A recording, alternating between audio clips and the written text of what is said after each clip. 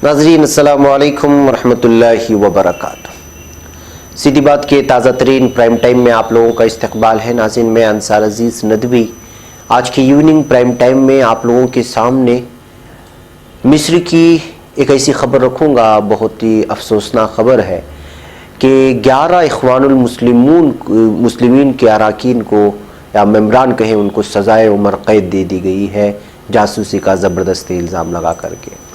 इसके अलावा हिंदुस्तान और चीन में इस वक्त लद्दाख के सरहद पर जो है फ़ौजों में तसादुम पेश आने की ख़बरें सामने आ रही हैं। इसके अलावा हुकूमत के ख़िलाफ़ ख़ुद 5 बीजेपी हुक्मरान रियासतें इस वक्त जो है एहतिजाज कर रही हैं, उसके कुछ फ़ैसलों को लेकर के।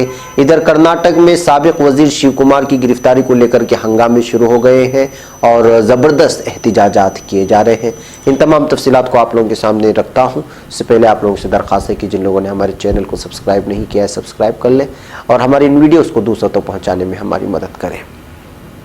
महकम नाज़रीन, सबसे पहले बात करते हैं काहिरा की। इखवानुल मुस्लिमून के 11 सीनियर मेंबरान को फ़िलिस्तीनी तंजीम हमास के लिए जासूसी के इल्ज़ाम में मिस्र की एक अदालत ने उमरकैद की सज़ा सुनाई है।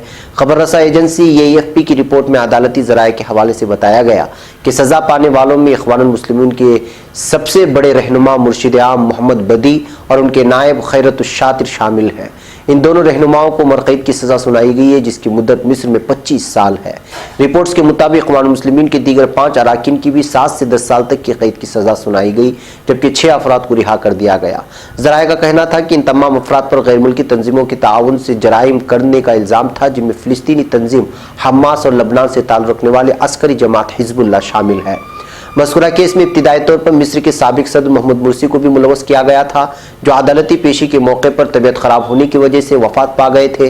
याद रहे कि इखवानुल मुस्लिमीन से ताल्लुक़ रखने वाले मिस्र के वाहिद सदर मोहम्मद मुर्सी 30 जून 2012 को इख्तिदार संभाला था, लेकिन एक साल बाद ही 3 जुलाई 2013 को मिस्री फ़ौज ने उनका तख्ता उलट दिया था और ये सारी की सारी जो है अमेरिका की इशारों पर हुआ था। और इसमें मोहम्मद मुर्सी के जो वफ़ात पा गए हैं, उनकी हुकूमत का तख्ता उलटने के लिए खुद कई खलीजी ममालिक का भी किरदार था। इस तरह की तबसरे आते रहते हैं और इखवानुल मुस्लिमून के जो है इस्लाम पसंदी को लेकर के और उनके बढ़ते हुए कद को लेकर के ये लोग हमेशा से खलीजी ममालिक जहाँ पर बादशाहत है, शहनशाहियत है, वो अपनी कुर्सी को जाते हुए देख रहे थे।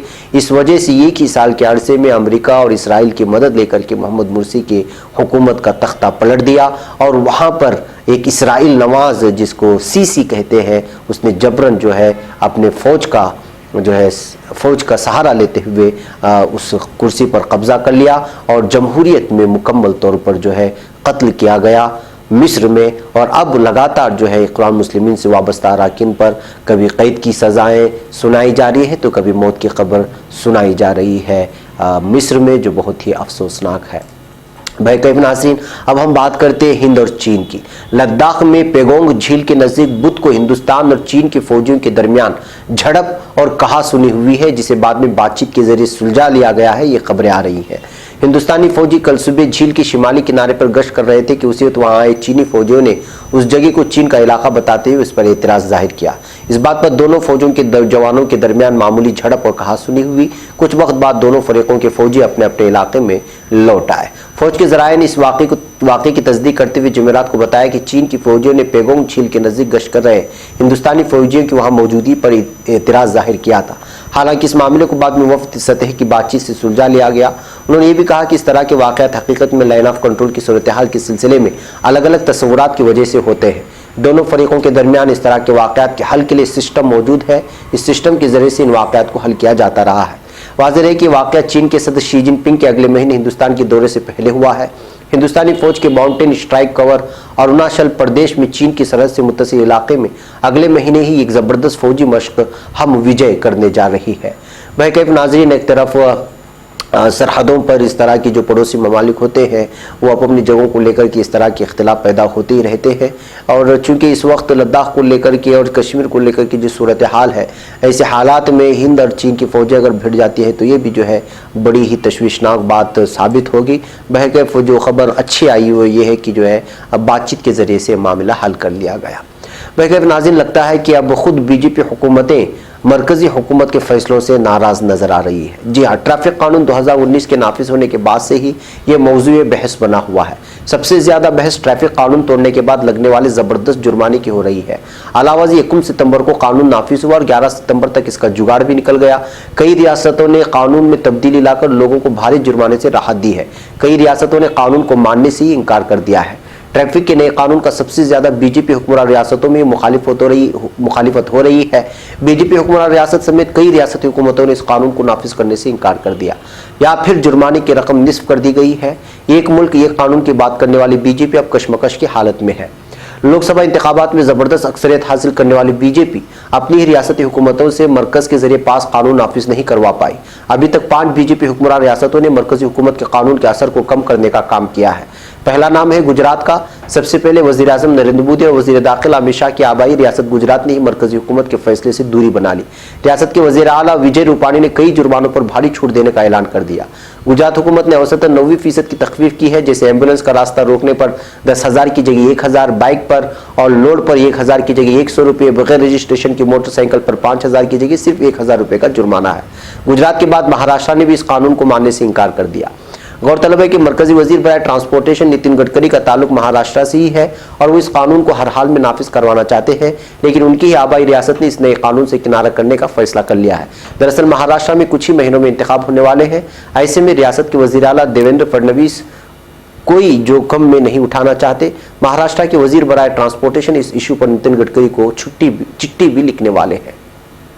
एक दीगर बीजेपी हुक्मरान रियासत उत्तराखंड ने भी नए ट्रैफिक कानून को लेकर मनफी रद्द-ए-अमल जाहिर किया है। उत्तराखंड की बीजेपी हुकूमत ने जुर्माने की रकम को काफी ज्यादा बताया है। वज़ीर आला त्रिवेंद्र सिंह रावत ने रियासत में नए मोटर व्हीकल एक्ट में तरमीम किया है और कई जुर्माने की रकम निस्फ कर दी। मिसाल के तौर पर बगैर लाइसेंस की गाड़ी चलाने पर 5,000 की जगह 2,500 रुपये का जुर्माना तय किया गया है। बहरकैफ नाज़रीन, कई बीजेपी हुकूमतें इस बात को लेकर के बड़े नाराज हैं। खुद आवाम भी नाराज है कि इस कदर जो है ट्रैफिक के उसूलों के तोड़ने पर अगर जुर्माना आयद किया गया है तो कहीं कहीं पर जो है गाड़ी के जलाने की भी खबरें आ रही हैं। कहीं पुलिसों से भिड़ने की खबरें आई कि जो है आम आवाम पर जब ज्यादा जुर्माना लगाया गया तो उसने गाड़ी वहीं पर छोड़ करके निकल गए। इस तरह की मुख्तलिफ रियासतों से मुख्तलिफ खबरें आने लगी। इस बात से जाहिर होता है कि जो इस वक्त ट्रैफिक उसूल लागू किए गए वो वाकई जो है लोगों पर जबरन थोपे जा रहे हैं और वो एक किस्म का जुल्म भी मार रहे हैं अवाम कि इस कदर जो है जुर्माने आयद करने से क्या वाकई कवानीन के उसूलों में कमी आएगी और 1,25,00,000 की आबादी को आखिर किस तरह कंट्रोल कर पाएंगे। ऐसे हालात में जो है लोग मोटरसाइकिल और मोटर व्हीकल खरीदना ही छोड़ देंगे और बहुत सारी दुश्वारियां पैदा होनी शुरू हो जाएंगी। बहरकैफ नाज़रीन, आखिरी आज की खबर बात करते हैं कर्नाटका से। कांग्रेस और जनता दल इस पार्टियों की तायद वाले वक्कलीगा तबके के अफराद में इन्फोर्समेंट डायरेक्टरेट की जानिब से कर्नाटक के साबिक वजीर डी के शिवकुमार की गिरफ्तारी के खिलाफ बड़े पैमाने पर एहतजाजी मार्च निकाला गया और अपोजिशन जमातों के खिलाफ मरकजी एजेंसियों का इस्तेमाल करते हुए इसे मरकज के हुक्मरान बीजेपी हुकूमत की सियासी मुखासिमत करार दिया। बेंगलुरु रूरल, रामनगरम और मंड्या अजला की सैकड़ों एहतजाजी नेशनल कॉलेज ग्राउंड्स पर जमा हुए और वजीर आजम नरेंद्र मोदी और बीजेपी के कौमी सदर अमित शाह के खिलाफ नारे लगाते हुए इल्जाम लगाया कि मुल्क फासिस्ट हुक्मरानी का सामना कर रहा है। अक्सरियत वाली हुकूमत ईडी व सीबीआई जैसी मरकजी एजेंसियों और दीगर का इस्तेमाल किया ताकि मुखालिफिन को जेर किया जा सके। एहतजाज के नतीजे में शहर में कई मकामात बड़े पैमाने पर ट्रैफिक जाम हो गई है। यहाँ तक कि तकरीबन 5,000 मुलाजिमीन, पुलिस और अहदेदारों को ट्रैफिक की नकलो हरकत के लिए जद्दोजहद करनी पड़ी। ताहम Jayanagar, K R market, Freedom Park जाने वाले कारपोरेशन ऑफिस जैसे मसरूफ इलाकों में बड़े पैमाने पर ट्रैफिक जाम रही। ताहम मसरूफ दिन ट्रैफिक के रुख को मसरूफ इलाकों से मोड़ दिया गया है।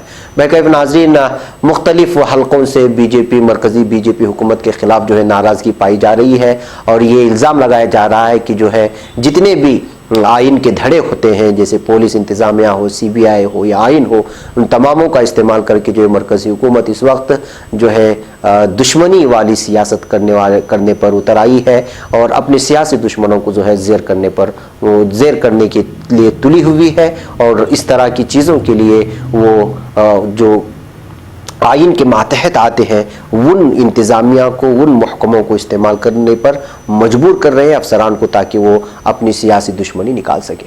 बहरकैफ नाज़रीन, आज के प्राइम टाइम में इतना ही। इंशाअल्लाह फिर आपसे मुलाकात होगी कुछ और खबरों के साथ। अस्सलामु अलैकुम व रहमतुल्लाहि व बरकातहू।